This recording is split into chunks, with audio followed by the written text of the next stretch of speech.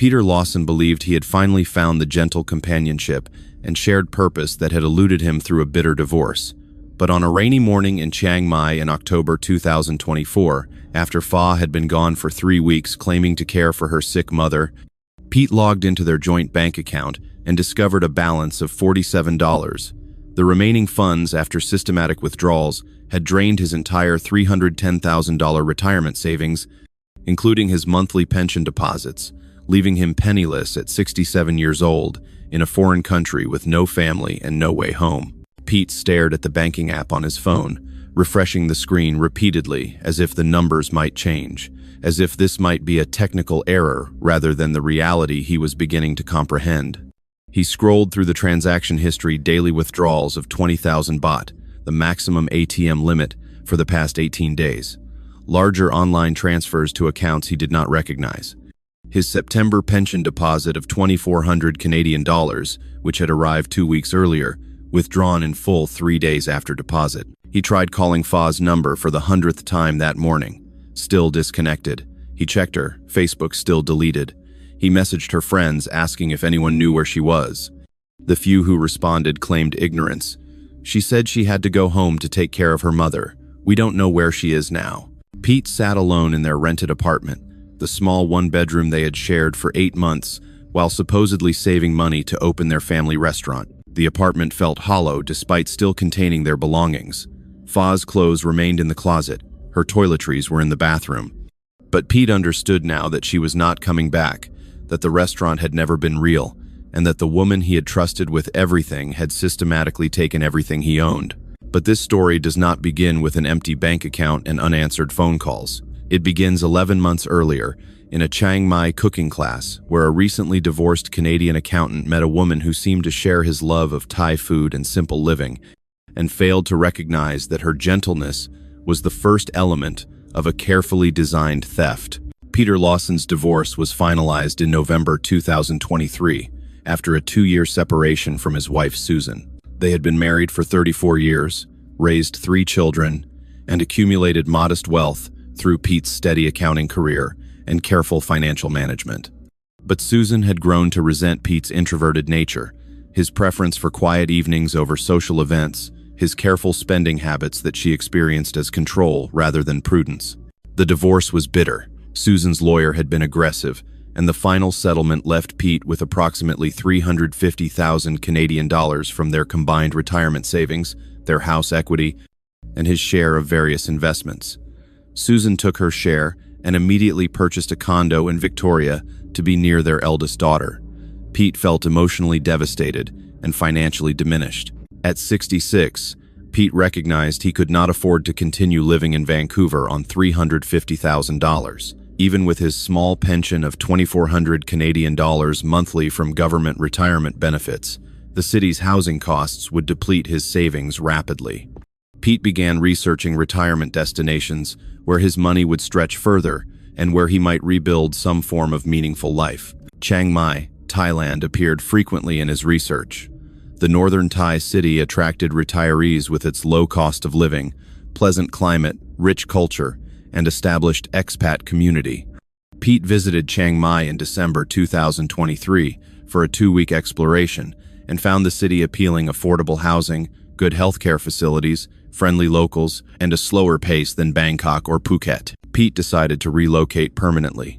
He sold his remaining furniture, closed his Canadian accounts, except his pension deposit account, and moved to Chiang Mai in January 2024 with approximately 340,000 Canadian dollars, approximately 250,000 US dollars, in liquid assets after expenses and banking transfers. He rented a studio apartment in the Old City area for 12,000 baht monthly, approximately 450 Canadian dollars, and began establishing his new life. Pete joined several expat groups focused on cultural activities rather than bar scenes, a photography club, a temple tour group, and a Thai cooking class offered through a local culinary school. It was in the cooking class in late February 2024 that Pete met Kanya Patnakul, though she introduced herself as Fa, meaning sky in Thai. The class met twice weekly at a small cooking school near the Old City walls, teaching traditional northern Thai dishes to both tourists and long-term expat residents. Fa was in her late 30s, quiet and attentive during classes, often staying after sessions to help clean up or ask the instructor detailed questions about techniques. She noticed Pete struggling with some knife skills and offered gentle assistance. "Thai cooking is all about preparation," she explained in careful English. "If you prepare ingredients properly, the cooking is easy, but preparation must be precise." Pete appreciated her patience. Over the following weeks, they began talking before and after classes, initially about cooking and food, gradually expanding to other topics. Fa explained she worked as a manager at a small Thai restaurant in the Nimmenhamen area, which explained her interest in cooking classes to improve her skills. She asked about Pete's background, his move to Chiang Mai, his impressions of Thai culture. What distinguished Fa from other Thai women Pete had encountered was her apparent lack of interest in his foreigner status or financial situation. She never asked about his pension, his savings, or his spending habits. She treated him simply as another person interested in Thai cuisine, without the subtle commercial quality Pete had noticed in interactions at tourist areas or bars. "You are different from most foreign men who come to Thailand," Fa observed after one class. "Most come for bars and young girls, but you come for culture and learning. This is respectful. Thai people appreciate this." The compliment felt genuine, and Pete found himself drawn to Fa's quiet intelligence and apparent appreciation for substance over appearance. When the cooking class concluded after 8 weeks, Pete suggested they continue meeting for temple visits or coffee. Fa agreed, and their friendship deepened through March and April 2024. They would meet 2 or 3 times weekly, visiting temples, walking through markets, having simple meals at local restaurants. Fa introduced Pete to aspects of Chiang Mai. Life tourists rarely experienced neighborhood festivals, local food stalls, family-run shops. She seemed genuinely interested in sharing her culture rather than exploiting Pete's foreignness for financial gain. "Most Thai women who spend time with foreign men want money," Fa told Pete during one conversation. "They see foreigner as ATM machine, but I have my own job, my own income. I spend time with you because I enjoy your company, not because I want your money." This explicit rejection of financial interest was itself a strategic element. By positioning herself as different from transactional relationships, Fa made Pete believe their developing connection was based on genuine compatibility. By May 2024, their relationship had evolved beyond friendship to romance. The transition was gradual, increasing affection, longer time together, eventually intimate connection. Pete felt emotions he had not experienced in years. After the bitterness of his divorce and the loneliness of his Vancouver years, Fa represented possibility, warmth, and acceptance. Fa introduced Pete to her family, her mother who lived in a village near Chiang Rai, her younger brother who worked in Bangkok, various aunts and cousins who welcomed Pete warmly into family gatherings. Pete felt embraced by Fa's family in ways his own family had never provided, even before the divorce. The family seemed genuine in their welcome, treating Pete with respect and warmth rather than obvious financial interest. In June, Fa suggested they should move in together. "I spend most time at your apartment anyway," she observed, "and my apartment is small and far from Old City. If we live together, we save money and can spend more time building our relationship properly." Pete agreed enthusiastically. Fa moved her belongings into his studio, and they upgraded to a larger one-bedroom apartment for 18,000 baht monthly, approximately 675 Canadian dollars. The additional space allowed them to cook together, entertain Fa's family occasionally, and create a genuine home rather than just accommodation. Living together, Pete observed Fa's actual lifestyle. She claimed to work as a restaurant manager, but Pete never saw her go to work during regular hours. When he asked about her schedule, Fa explained that restaurant management meant evening hours, occasional days off, flexible timing. Pete accepted this explanation. He knew little about Thai restaurant operations and trusted Fa's descriptions. What Pete did not know was that Fa's restaurant management job was actually part-time work at a hostess bar near Nimmenhamen, where she worked 3 nights weekly, entertaining male customers and cultivating potential targets for long-term extraction. The cooking class had not been professional development. It had been hunting ground for vulnerable foreign men with resources.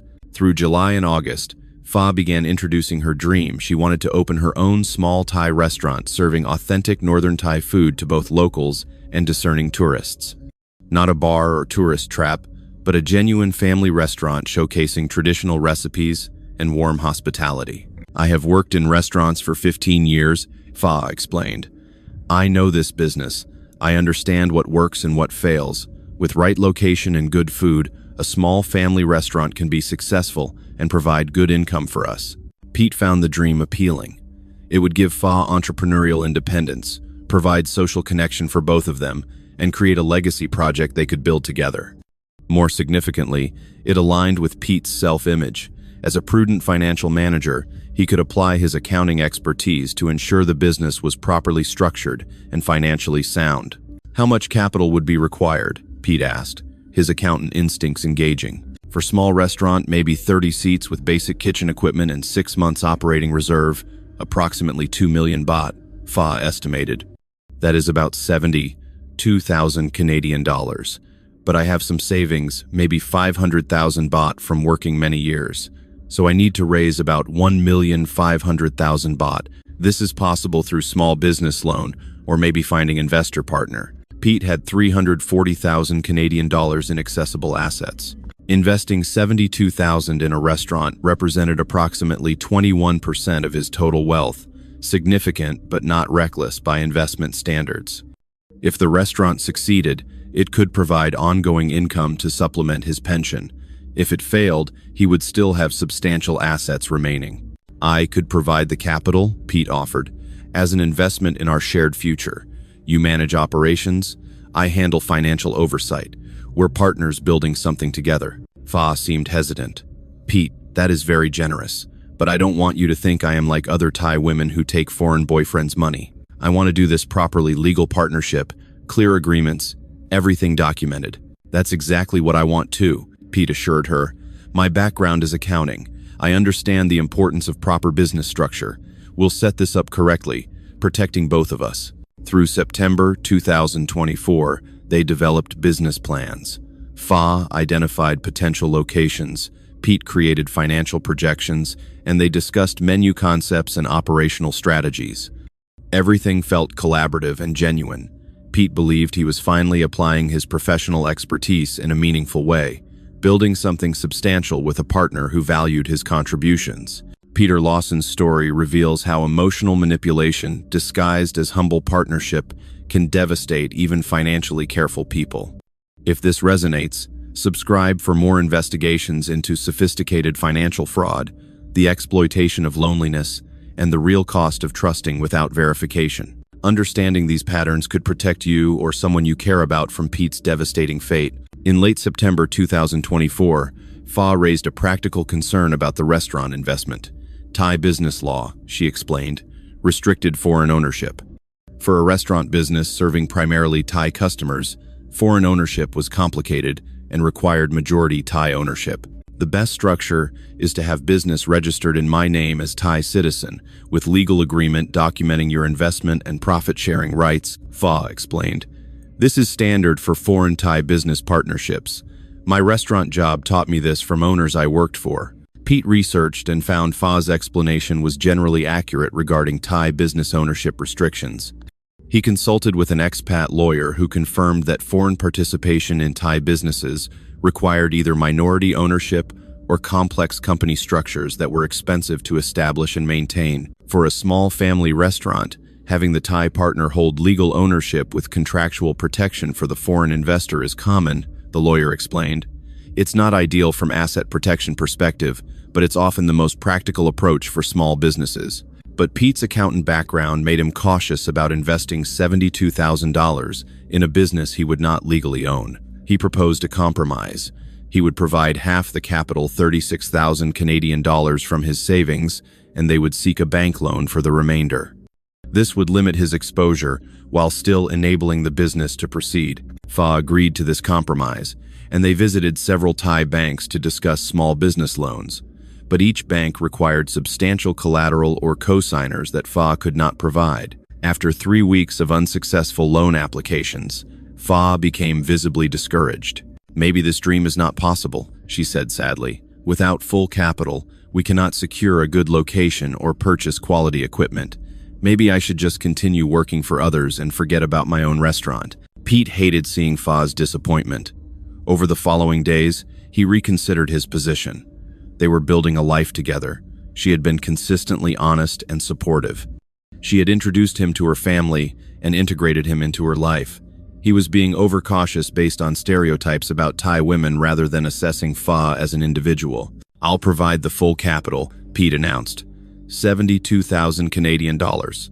"We'll set this up properly with legal agreements, but I trust you and I want to support our shared dream." Fa was overwhelmingly grateful, crying and thanking Pete repeatedly. "You will not regret this. I promise I will work so hard to make our restaurant successful. You are the best man I've ever known." They worked with a Thai lawyer, Fa recommended to structure the business. Pete signed numerous documents in Thai with English translations, trusting Fa's and the lawyer's explanations. The documents supposedly established Pete's investment rights, profit-sharing arrangements, and operational input authority. What Pete did not understand was that the documents he signed actually waived any ownership claims and designated his $72,000 as a gift to his girlfriend to support her business dreams. The lawyer was complicit in the fraud, producing documents designed to look like partnership agreements while actually transferring all control to Fa with no protections for Pete. Pete transferred 72,000 Canadian dollars, approximately 1,840,000 baht, to Fa's Thai bank account in early October 2024. Fa immediately began supposedly working on the restaurant viewing locations, negotiating with contractors, purchasing equipment. She showed Pete photos of spaces she was considering, equipment she was evaluating, contractors she was interviewing. Everything appeared legitimate. Fa would leave the apartment for hours daily, supposedly meeting with vendors and contractors. She would return with stories about negotiations, decisions, and progress. Pete felt excited watching their shared dream take shape. But in reality, Fa was making no restaurant preparations.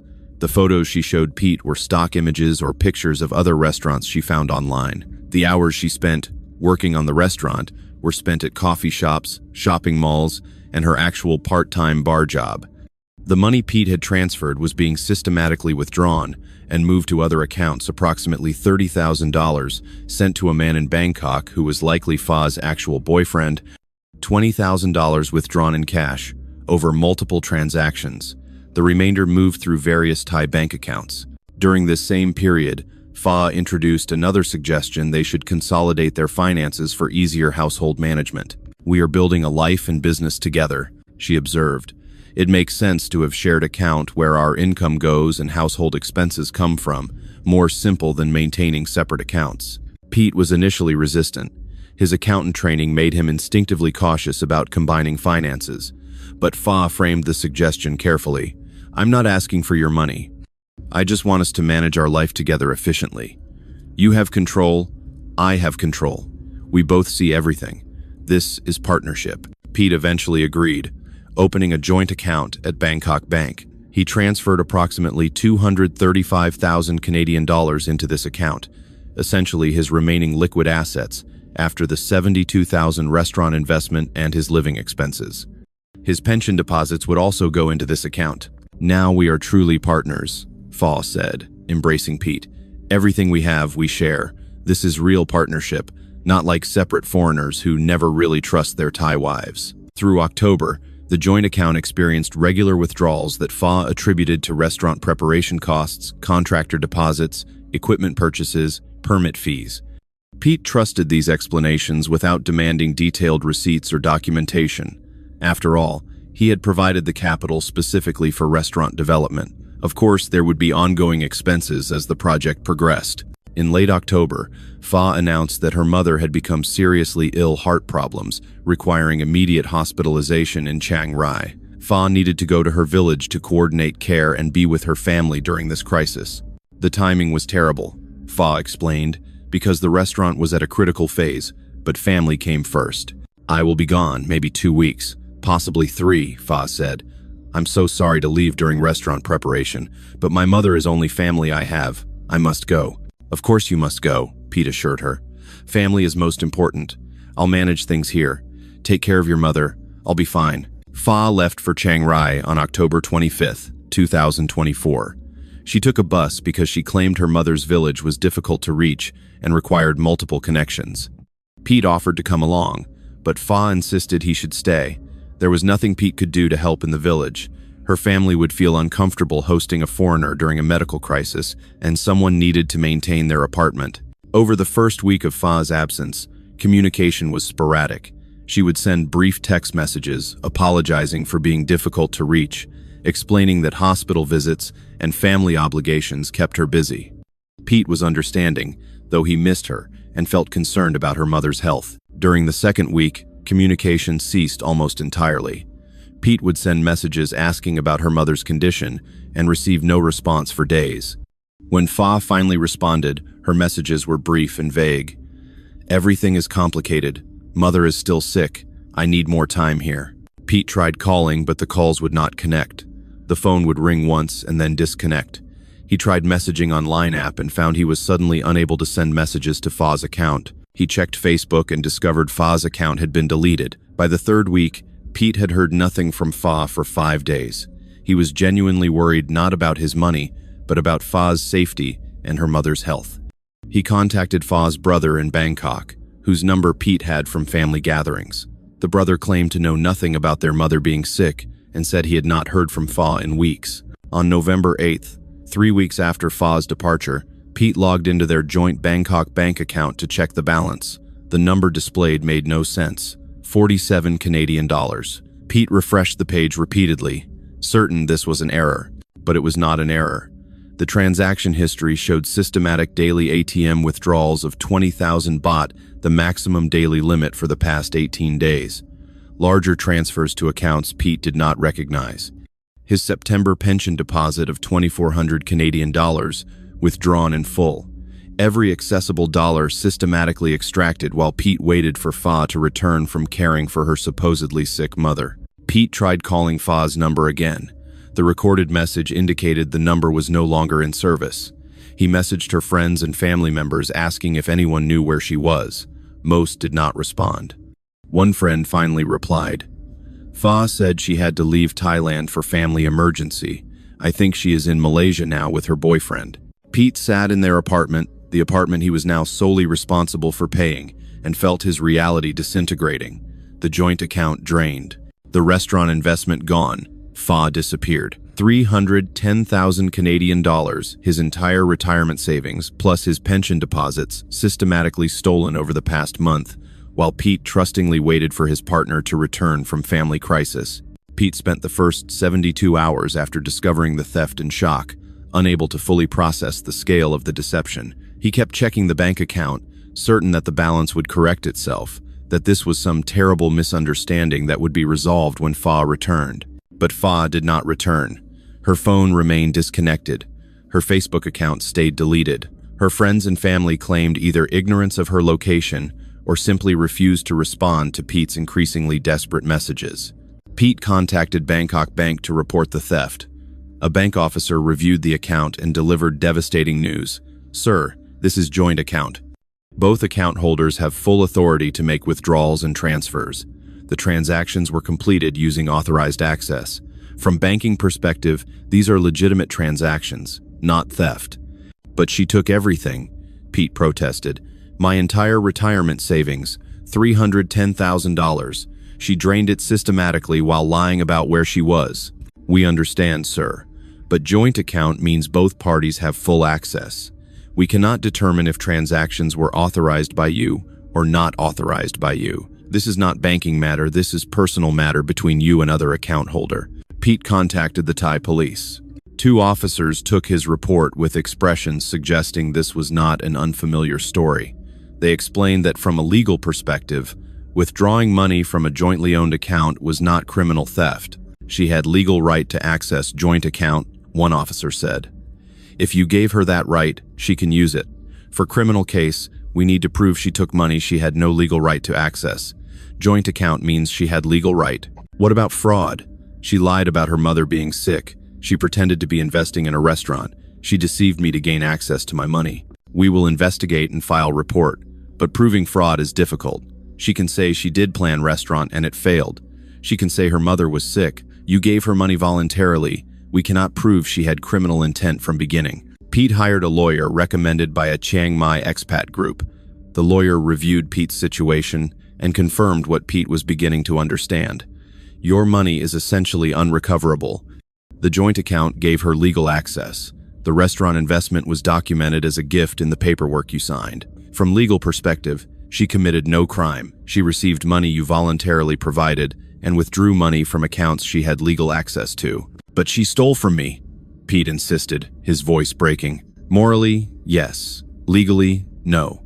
Unless we can prove she had fraudulent intent from the beginning of your relationship, which requires evidence you almost certainly don't have, there is no criminal case. You could file civil case to recover money, but that would cost 30 to 50,000 Canadian dollars in legal fees, take 2 to 3 years, and even if you win, collecting from her would be impossible if she has spent or hidden the money. Pete contacted the Canadian embassy in Bangkok. A consular officer listened to his situation and provided resources but could offer limited help. The embassy could not intervene in Thai legal matters, could not force prosecution, could not recover his assets. They could only provide information about support services and discuss options for financial assistance to return to Canada if Pete wanted to leave Thailand. I can't afford to leave, Pete admitted. My pension is $2,400 monthly. That's not enough to live in Vancouver. Thailand is the only place I can afford to survive now. Through November, Pete assessed his actual remaining resources. His Canadian pension would continue depositing $2,400 monthly into his remaining Canadian account. He had approximately $3,000 in accessible cash from selling some personal items and withdrawing the last funds from the joint account before Pha had completely drained it. With the apartment costing $675 monthly, Pete calculated he could survive on his pension if he found cheaper housing and minimized all other expenses. He moved to a studio apartment in a less expensive neighborhood for 10,000 baht monthly, approximately 375 Canadian dollars, reducing his housing costs significantly. His total budget, $375 for rent, approximately $400 for food and utilities, leaving approximately $1,600 monthly for other expenses and modest savings rebuilding. Barely adequate, but survivable. Pete's emotional state was shattered. He had not just lost his money, he had lost his identity as someone with good judgment, his belief that careful financial planning protected him, his capacity to trust that people who seemed genuine were actually genuine. The divorce had been painful, but this was worse. Susan had been honest about her dissatisfaction. Pha had performed love while systematically stealing everything Pete owned. Through late 2024 and into 2025, Pete rebuilt minimal existence in Chiang Mai. He took a part-time remote job doing bookkeeping for a Canadian accounting firm that needed assistance during tax season work that paid 800 Canadian dollars monthly for approximately 20 hours weekly.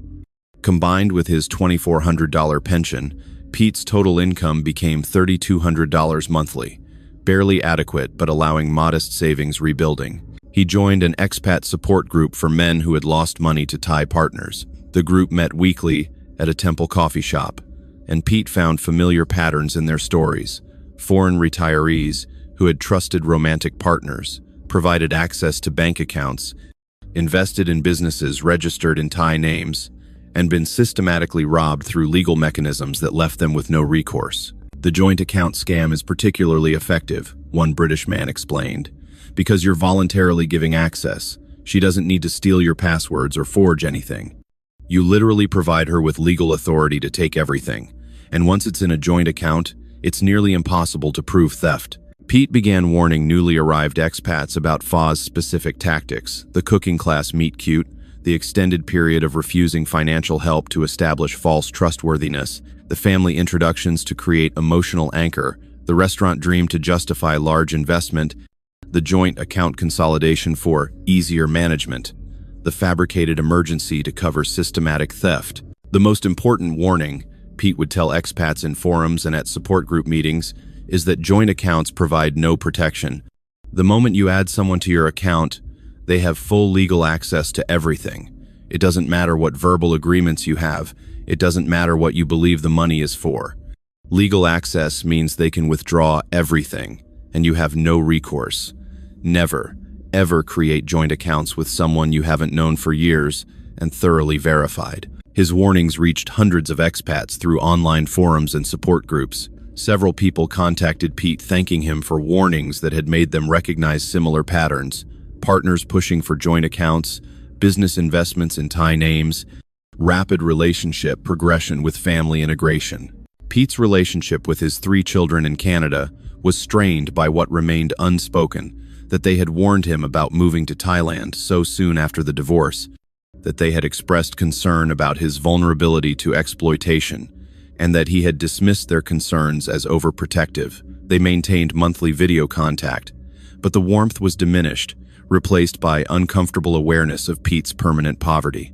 Through 2025, Pete settled into his reduced existence, his modest studio apartment, his part-time bookkeeping work, his warnings to other expats, his bitter acceptance that he would spend his remaining years surviving rather than thriving. Peter Lawson is now 68 years old, living in a studio apartment in Chiang Mai and working part-time doing remote bookkeeping.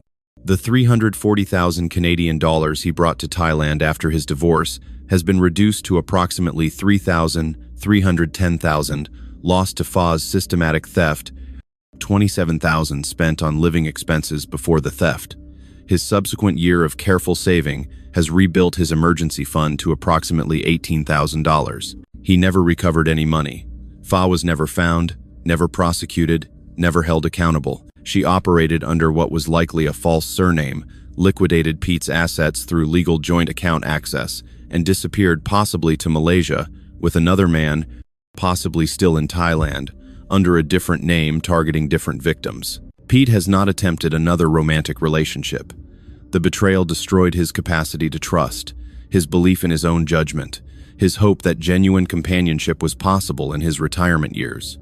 He maintains friendly but distant relationships with other expats, always with protective barriers preventing vulnerability. His warnings to newly arrived retirees are specific and emphatic. Never create joint accounts. Never invest in businesses you don't legally own. Never trust that marriage or verbal agreements protect your money. Thai law follows legal documentation, not intentions or fairness. If money is in a joint account, your partner can take all of it legally. If property is registered in their name, it's theirs, regardless of who paid for it. Protect yourself legally, or accept that you're gambling everything on one person's honesty. When asked if he regrets moving to Thailand, Pete's answer is careful. I don't regret seeking affordable retirement destination. Vancouver was financially impossible. I regret trusting too quickly. I regret creating joint accounts. I regret investing in a business without proper legal protection. But the decision to retire in Thailand wasn't wrong. The execution was catastrophically flawed. His final reflection: love didn't blind me, hope did. I desperately wanted to believe that Pha was genuine, that our relationship was real, that building something together was possible. That hope overrode my accountant's caution, my natural skepticism, my careful nature, and that hope cost me everything. Peter Lawson survives in Chiang Mai, warning others while knowing most will ignore his warnings. Some lessons can only be learned through catastrophic loss. Subscribe for more investigations into financial fraud, romance scams, and the sophisticated tactics targeting vulnerable people seeking companionship and purpose.